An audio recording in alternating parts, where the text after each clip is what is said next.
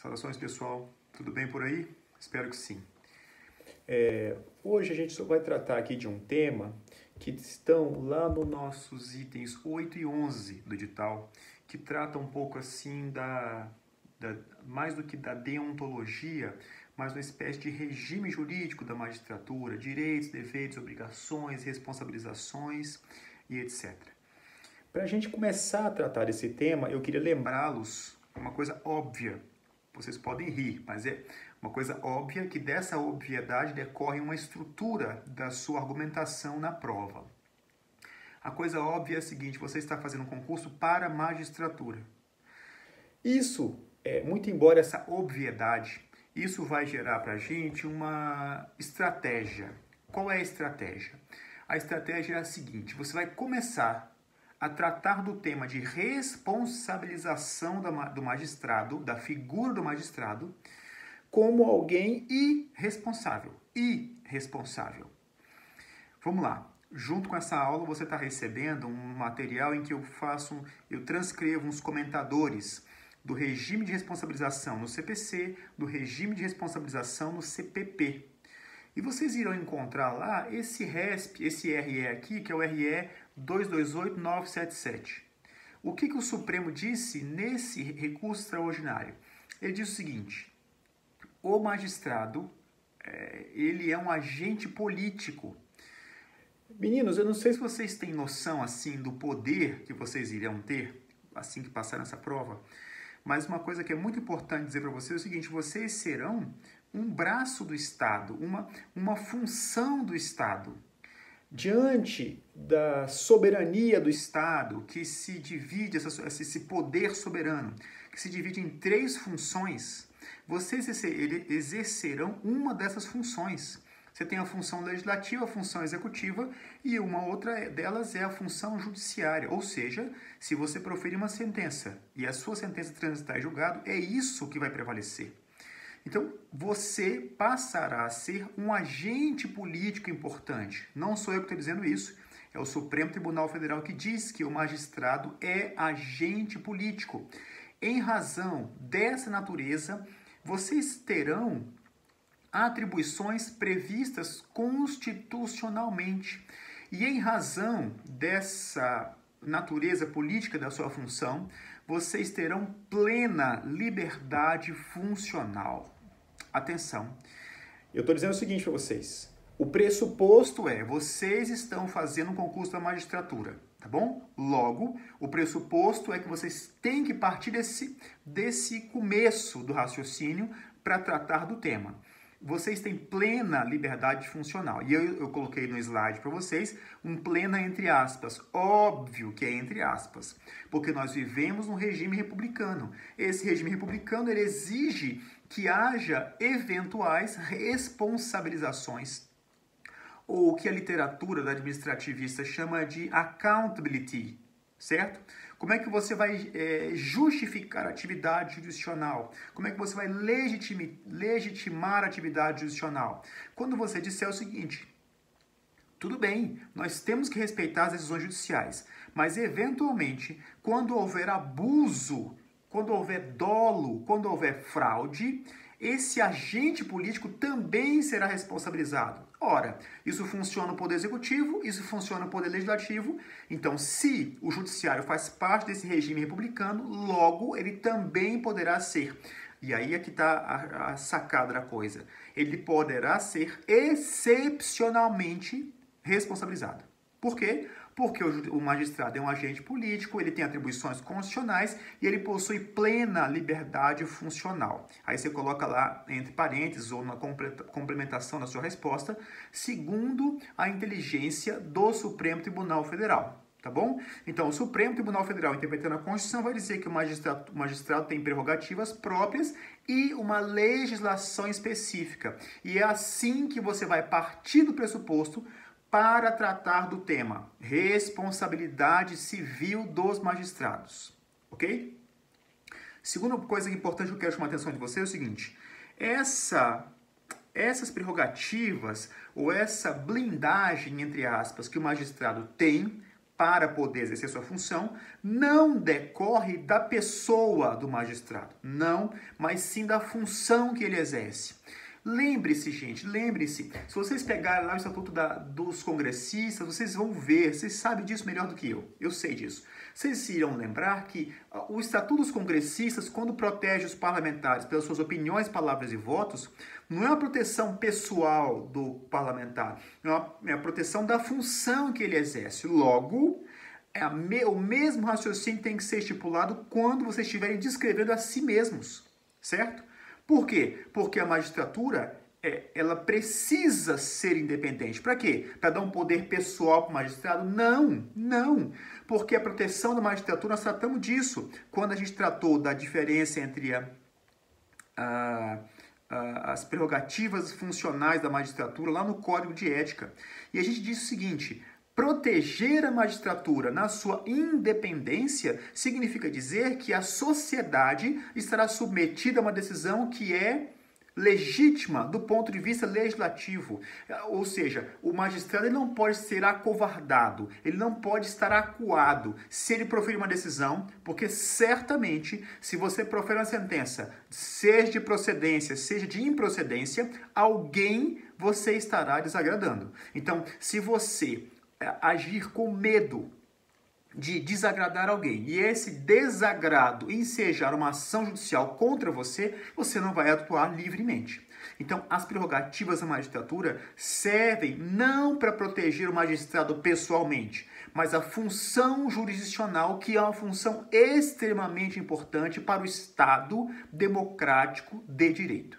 Tá claro isso? Dois pressupostos. Você está fazendo um concurso na magistratura, então você tem que partir do pressuposto de que você é um agente político. Ao descrever o regime de responsabilização, você vai partir desse pressuposto. E em segundo lugar, a prerrogativa ou esse regime excepcional de responsabilização não protege a figura do magistrado, mas sim a própria sociedade. Tá claro isso? E aí você vai ler esses dois arestos que eu transcrevi aqui, trechos de arestos, dizendo que a independência de que devem gozar os juízes e garantias, eles têm que existir mesmo para que o magistrado julgue sem receio, porque senão ele estaria irremediavelmente posto em xeque se eles houvessem de ressarcir os danos provenientes de seus erros. Então, existe responsabilização? Existe, porque é um regime republicano, mas é um regime excepcional, tá bom? Quem se beneficia? Segundo Aresto, em benefício da própria sociedade, não se pode cogitar a responsabilidade objetiva do juiz pelas decisões tomadas no curso de um processo judicial. Nós iremos ver as exceções logo a seguir, mas esse é o pressuposto básico do seu raciocínio e da sua resposta na prova. Tá claro isso? Vamos lá. Segundo slide é a ideia do regime republicano. E aí, eu estou mandando junto com essa aula esse material para que vocês leiam os comentários sobre o artigo 630 do CPP e o artigo do CPC que trata da responsabilidade civil do magistrado. Leia o material. Esse material é importante para que você tenha algumas visões sobre o mesmo tema, tá bom? Então, nós vivemos no regime republicano, então o magistrado não é um ser absolutamente irresponsável. Ele possui responsabilidade, mas parta sempre do pressuposto de que o pressuposto é a irresponsabilidade, tá bom? Próximo slide tem assim, ó, função judiciária e função jurisdicional. Aí eu quero chamar a atenção de vocês o seguinte: é possível sim responsabilizar civilmente o magistrado. Mas como é que isso vai se dar?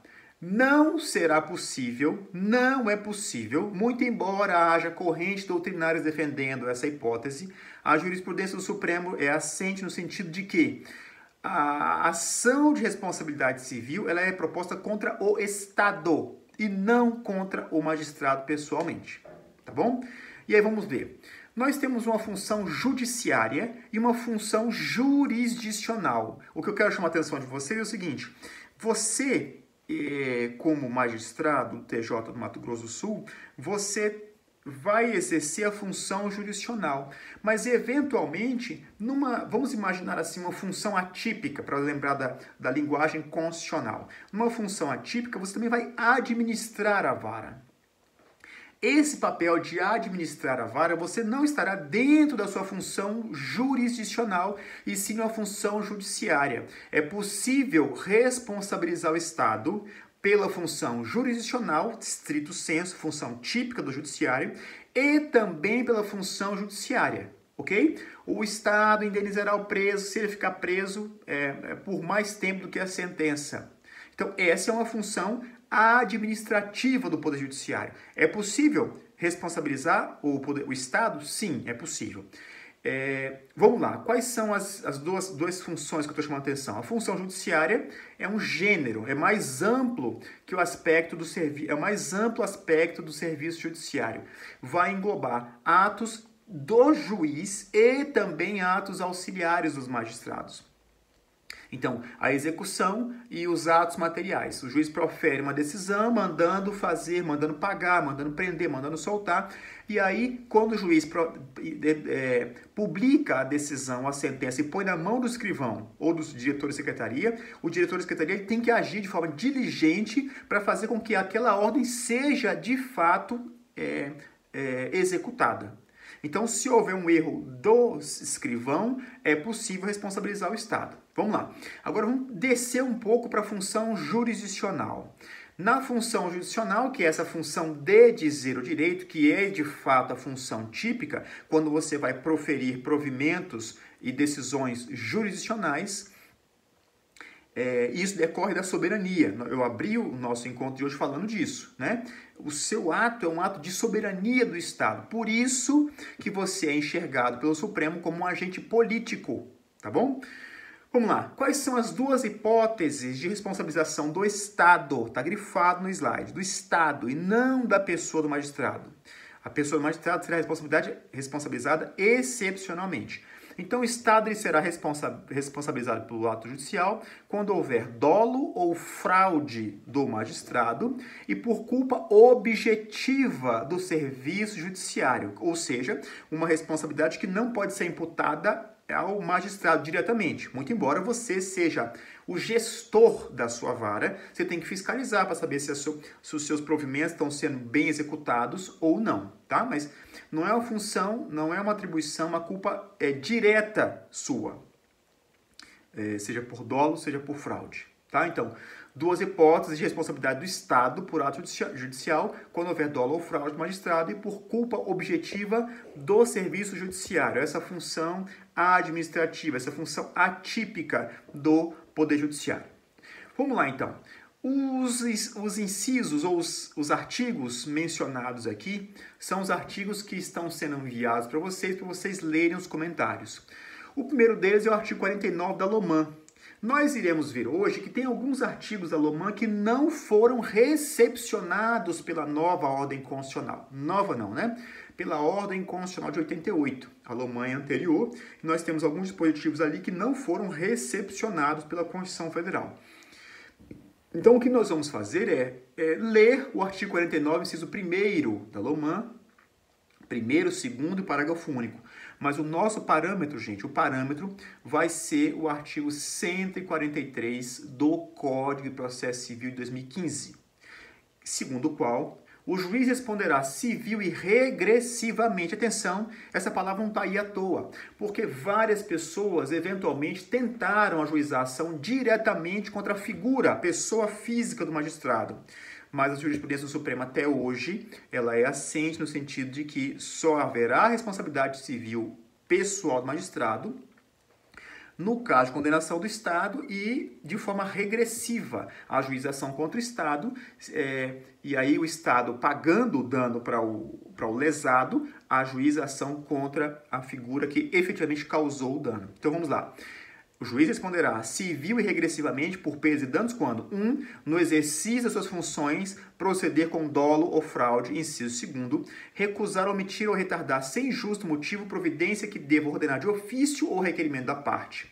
Parágrafo único. As hipóteses previstas no inciso 2º somente serão verificadas depois que a parte requerir ao juiz que determine a providência e o requerimento não for apreciado no prazo de 10 dias. Ou seja, o simples protocolo da petição que não chegou às mãos do magistrado não seja responsabilidade dele, tá bom? Então vamos lá. Num regime republicano, excepcionalmente, você pode responsabilizar a figura do magistrado, tá? Então diz lá no slide, a responsabilidade do magistrado não vulnera a sua independência e outra coisa muito importante não conduz à revisão do processo. Várias vezes, se você procurar na jurisprudência do CNJ, você vê pedidos da parte para que o CNJ reveja decisões de conteúdo jurisdicional. O CNJ não vai fazer isso, tá bom? Só lembrando, eu sei que vocês sabem disso. E aí nós temos que lembrar também que nesse regime de responsabilização nós temos a teoria da dupla garantia. Isso está no material, é o RE 327-904. Que dupla garantia é essa? Uma em favor do lesado, em favor do particular. É uma ação indenizatória contra a pessoa jurídica de direito público ou de direito privado que preste serviço público. E essa responsabilização é objetiva, não precisa demonstrar culpa, tá bom?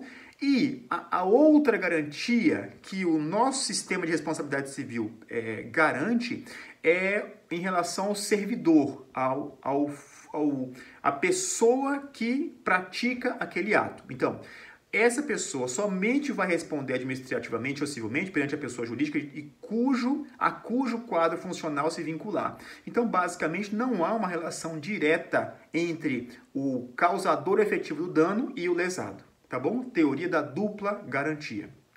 Vamos lá. Responsabilidade civil por atos judiciais. Aspectos relevantes que eu quero chamar a atenção de vocês aqui. Primeiro é a seguinte. A opinião do magistrado não é punível. É a mesma lógica que protege a opinião do parlamentar. Não é possível que o magistrado seja responsabilizado. Não é possível que o MP seja responsabilizado. Não é possível que o advogado seja responsabilizado porque ele está dizendo que fulano cometeu um crime. Não é. Porque se você punir a pessoa porque ela disse isso, você impede, você engessa a possibilidade de declarar um culpado num processo. Porque se o tribunal cassar a sentença ou reformar a sua sentença, alguém vai dizer o seguinte, tá vendo? O magistrado disse que eu cometi um crime, eu não cometi um crime, então eu vou ajuizar a ação contra o magistrado. Então, primeira coisa, a opinião do magistrado não pode ser punível, tá bom? Você pode ter, muito excepcionalmente, a punição administrativa por um excesso de linguagem do magistrado, mas você quer saber, se você procurar na jurisprudência do CNJ ou do próprio tribunal sobre advertências do magistrado em razão da fala dele, essas decisões são muito raras. Então vamos lá. Quando é que, teoricamente, vai ser possível punir o magistrado? Por uma impropriedade na linguagem e por violência de expressões. E aí eu trouxe para vocês aqui uma adesão do CNJ. Olha aí, ó. Urbanidade é um dever ético e não uma autorização legislativa para tolher a atividade jurisdicional, razão pela qual expressões ríspidas utilizadas pelo magistrado no contexto de debate judicial têm o propósito gratuito e leviano, sem o propósito gratuito e leviano de ofender, não configura violação desse dever. Então é assim que a jurisprudência dos tribunais e a jurisprudência do CNJ encara essa não punição do magistrado em razão da linguagem que ele profere nos autos, tá bom? Outra coisa importante, a simples demora, e aí eu quero chamar a atenção de vocês para uma decisão recente, não tão recente, mas uma decisão assim, relevante sobre o tema. Primeira coisa que a gente tem que dizer é o seguinte, se na prova subjetiva, na prova oral perguntar para vocês, a demora da atividade jurisdicional enseja responsabilização, aí você vai dizer o seguinte, regra não enseja responsabilização. Então, não há responsabilidade civil do Estado pela demora na entrega da atividade jurisdicional. Tem exceção? Tem. A exceção é uma deliberada, quase dolosa negligência do magistrado e um retardamento injustificado no andamento do processo. Tá bom? Pergunta, existe responsabilidade civil pela demora da atividade jurisdicional? Regra, não há. Tem exceção? Tem. Deliberada negligência do magistrado e retardamento injustificado do andamento do processo. E aí, depois da emenda constitucional 45, Qual foi o recado que a emenda constitucional 45 deu pra gente? Ele falou o seguinte, olha, nós temos que dar celeridade ao processo, nós temos que ter um poder judiciário eficiente. A emenda constitucional 45 criou o CNJ, disse que nós temos direito a uma razoável duração do processo. Logo, com esse novo panorama legislativo, com esse novo panorama constitucional, seria exigível que esse posicionamento sofresse alguma mitigação, tá bom? E a mitigação, ela está aqui, ó, no próximo slide, onde você vai ler o RESP 1383776, tá bom? Vamos voltar aqui para o slide anterior.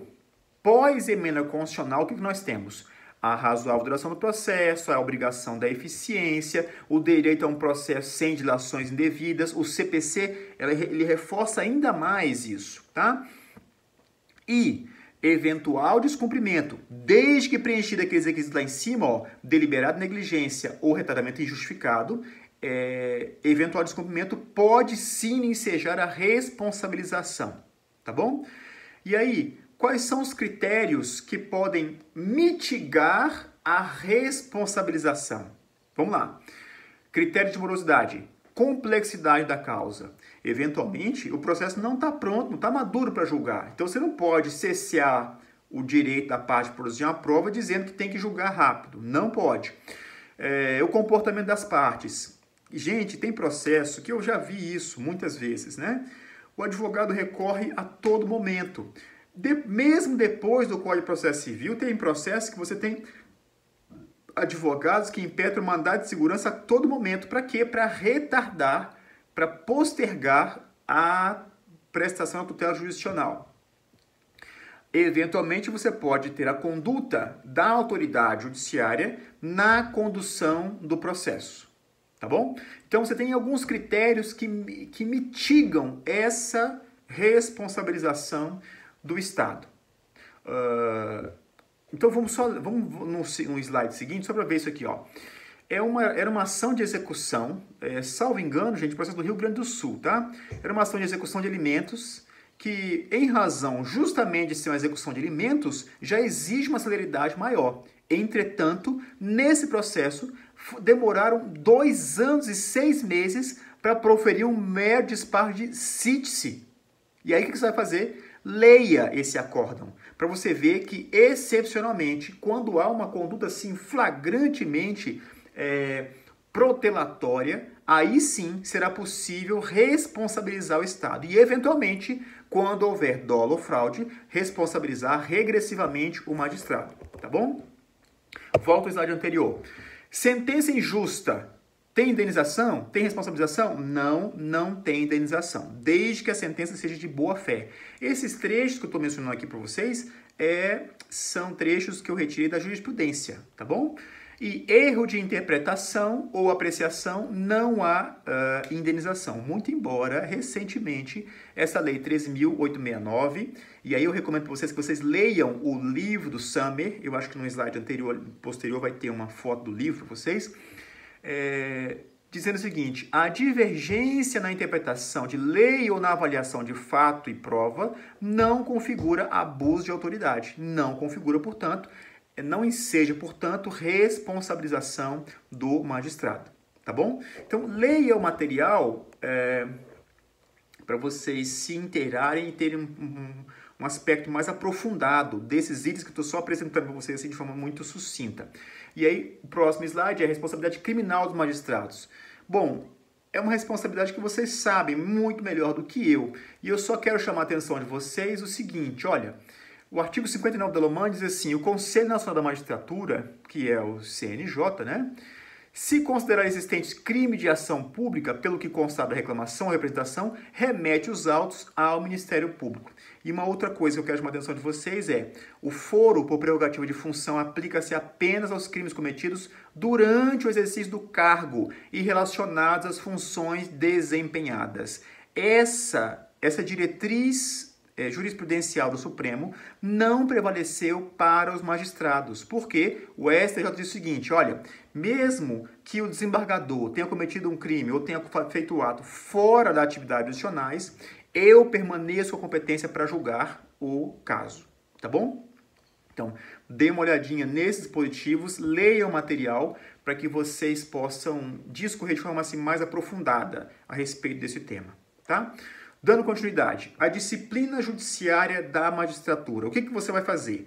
Vai pegar a lei seca, a LOMAN, e vai simplesmente ler os artigos 25 e seguintes da magistratura, onde você vai ver lá os direitos da magistratura, prerrogativas, deveres e etc. Você, obviamente, vai ler esses dispositivos a partir da visão constitucional. Existem dispositivos da LOMAN que não foram recepcionados pela Ordem Constitucional de 88. Eu vou dar exemplos aqui, tá? E aí você vai ler as vedações e, por fim, só uma jurisprudência que eu trouxe do CNJ para dizer para vocês quão vigiada é a função que vocês irão exercer assim que vocês passarem nessa prova. Diz lá, não pode o juiz ser presidente de clube, conselheiro de equipe de futebol profissional, diretor de Rotary Club, Lions Club, ONG, Sociedade Espírita, Rosa Cruz, grão-mestre da maçonaria, síndico de edifício de condomínio, diretor de escola, não pode exercer cargos sem remuneração em instituição filantrópica. É uma decisão de 2006 do CNJ. Eu não vi decisão posterior, não encontrei decisão posterior que seja menos rigorosa com o magistrado, tá bom? Mas fica essa dica para vocês, para chamar a sua atenção quando a Constituição exige um regime praticamente de dedicação exclusiva, é sobre isso que ela está falando, tá bom? Muito bem, meninos, só para a gente encerrar o curso, eu só quero chamar a atenção de vocês, nesse material que eu estou mandando para vocês, eu sugiro muito que você leia ele todo, completo, tá? Você vai ver um regime de responsabilização administrativa dos magistrados. Então, o que você vai fazer? Você vai ler as penalidades, a advertência, censura, remoção compulsória, disponibilidade, aposentadoria compulsória e demissão dos magistrados. Os slides, simplesmente, eles reproduzem o que está especificamente no material. Eu só vou chamar a atenção de vocês aqui para uma coisa, que são os dispositivos da LOMAN que não foram recepcionados. Quais são eles? Artigo 48. Regimentos internos dos tribunais, eles só servem de fundamento para punição no caso de advertência ou censura, tá bom? Artigo 45. Voto de 2/3 para poder punir o magistrado. Também não, porque a Constituição, ela exigiu menos que 2/3. Exigiu maioria absoluta. E aí vai prevalecer, interessante aqui, ó, prevalece o artigo 21 da resolução 135 do CNJ. Essa resolução está, inclusive, no meu livro, aquele livro de normas do CNJ, tá bom? Recomendo que você dê uma lida nesses dispositivos. Então, quando o artigo 45 do LOMAN fala que é para que haja punição, são 2/3, não são 2/3, e sim maioria absoluta. E o artigo 26, inciso 2 da LOMAN, fala da possibilidade de perda de cargo de magistrado vitalício por um mero procedimento administrativo. Não pode mais, porque agora não, desde a Constituição de 88, isso só pode acontecer depois de alcançar a vitaliciedade, só pode perder a vitaliciedade por sentença judicial transitada em julgado. Sempre lembrando do crime de responsabilidade para os ministros, tá bom? Ministros, embargadores, etc. Então, esses são os dispositivos da LOMAN que não foram recepcionados pela Ordem Constitucional de 88. No mais, meninos, vocês vão ler o material, olhar os slides aqui e lembrar dessas possibilidades de punir o magistrado. Seria um regime de responsabilização administrativa da magistratura. Tá bom? Assim a gente encerra o nosso curso. Mas eu gostaria muito que você visse o edital, tentasse encontrar alguma coisa que eventualmente não foi aprofundado ou não foi visto e manda aqui para mim, que eu gravo a aula e mando material complementar para vocês aprofundarem nos temas, tá bom? Meninos, eu tô torcendo desde o primeiro dia para vocês, né? Vocês sabem disso. Peço perdão pelos meus atrasos, mas eu acho que vocês não terão prejuízo em relação a isso. Eu só baguncei um pouco a rotina de vocês, mas eu espero que o material seja útil para vocês, as aulas sejam úteis para vocês. E aí vocês me deem um feedback aqui sobre o que vocês acharam do curso, tá bom? Para eu saber o que eu tenho que melhorar, além de ser mais pontual. Isso eu sei, tá bom? Um abraço, boa prova para vocês, até a próxima. Tchau, tchau.